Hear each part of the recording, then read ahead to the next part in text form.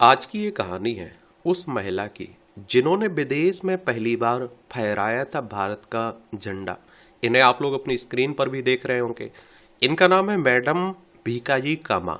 भीकाजी कामा की बात हो रही है। इनके बारे में बात करते हैं, जानते हैं, समझते हैं।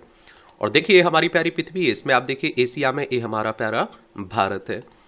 तो भारत की आजादी से 4 दशक पहले साल 1907 में विदेश में पहली बार भारत का झंडा एक औरत ने फहराया था। 46 साल की पारसी महिला भीकाजी कामा ने जर्मनी के स्टुटगार्ट में हुई दूसरी इंटरनेशनल सोशलिस्ट कांग्रेस में ये झंडा फहराया था। ये भारत के आज के झंडे से अलग था। आजादी की लड़ाई के दौरान बनाए गए कई अनौपचारिक झंडों में से एक ये भी था। मैडम कामा पर किताब लिखने वाले रोहतक एमडी विश्वविद्यालय के सेवानिवृत्त प्रोफेसर बीडी यादव बताते हैं कि उस कांग्रेस में हिस्सा लेने वाले सभी लोगों के देशों के झंडे फहराए गए थे और भारत के लिए ब्रिटेन का झंडा था। और उसको नकारते हुए भीकाजी कामा ने भारत का एक झंडा बनाया और वहां फहराया।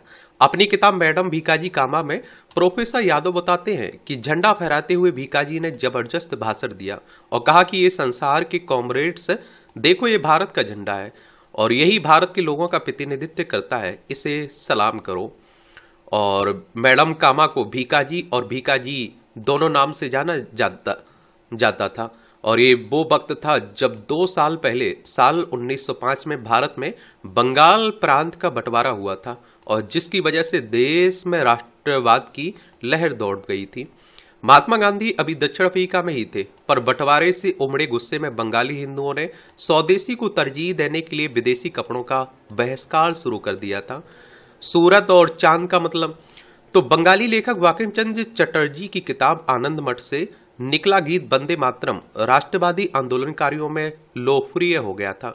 भीकाजी कामा द्वारा फहराए गए झंडे पर भी वंदे मातरम लिखा था और इसमें हरी, पीली और लाल पट्टियां थी। ये आप लोग देख भी रहे होंगे, इसकी बात हो रही है। और झंडे में हरी पट्टी पर बने 8 कमल के फूल भारत के 8 प्रांतों को दर्शाते थे। लाल पट्टी पर सूरज और चांद बना था। सूरज हिंदू धर्म और चांद इस्लाम का प्रतीक था। ये झंडा पुणे की केसरी मराठा लाइब्रेरी में प्रदर्शित है। और इसके बाद मैडम कामा ने जेनीवा से वंदे मातरम नाम का क्रांतिकारी जर्नल छापना शुरू किया था और इसके मास्टर हेड पर नाम के साथ उसी झंडे की छवि छापी जाती रही जिसे मैडम कामा ने फहराया था। भीकाजी पटेल 1861 में बॉम्बे, जो अब मुंबई में, एक समृद्ध पारसी परिवार में इनका जन्म हुआ था 1861 में। 1885 में उनकी शादी जाने माने व्यापारी रुस्तम जी कामा से हुई और ब्रिटानी हुकूमत को लेकर दोनों के विचार बहुत अलग थे। रुस्तम जी कामा ब्रिटिश सरकार के हिमायती थे और भीकाजी एक मुखर राष्ट्रवादी थी। यूरोप में आजादी की अलग, 1896 में बॉम्बे में प्लेग की बीमारी फैली। वहां मदद के लिए काम करते करते भीकाजी कामा खुद बीमार पड़ गई। इलाज के लिए वो 1902 में लंदन गई और उसी दौरान क्रांतिकारी नेता श्यामजी कृष्ण वर्मा से मुलाकात होती है, मिलती है वो।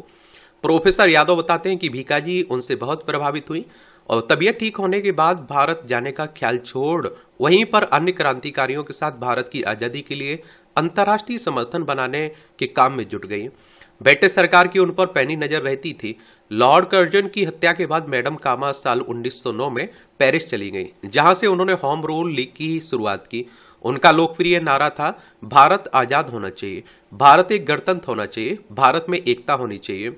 और 30 साल से ज्यादा तक भीकाजी कामा ने यूरोप, अमेरिका में भाषणों और क्रांतिकारी लेखों के जरिए अपने देश के आजादी के हक की मांग बुलंद की। और इस दौर में उन्होंने बीडी सावरकर, एम.पी.टी. आचार्य और हरदयाल समेत कई क्रांतिकारियों के साथ काम भी किया। कई पारसी शख्सियतों पर शोध करने वाले लेखक के एडोलजी के भीकाजी कामा पर लिखे गए विस्तृत लेख के मुताबिक पहले विश्व युद्ध के दौरान वो 2 बार हिरासत मिली गई और उनके लिए भारत लौटना बेहद मुश्किल हो गया था। राष्ट्रवादी काम छोड़ने की शर्त पर आखिरकार 1935 में उन्हें वतन लौटने की इजाजत मिली। मैडम कामा इस वक्त तक बहुत बीमार हो चुकी थी और बिगड़ते स्वास्थ्य के चलते 1936 में उनकी मौत हो गई थी। 1962 में भारत के पोस्ट एंड एवं टेलीग्राफ विभाग ने गणतंत्र दिवस के दिन मैडम भीकाजी कामा की याद में एक डाक टिकट भी जारी किया था। अब देश में कई मार्ग और इमारतें उनके नाम पर हैं और पर आजादी की लड़ाई में उनके योगदान के बारे में जानकारी कम ही लोगों को मिलती है। तो यही कहानी है किससे जुड़ी हुई, मैडम भीकाजी कामा से।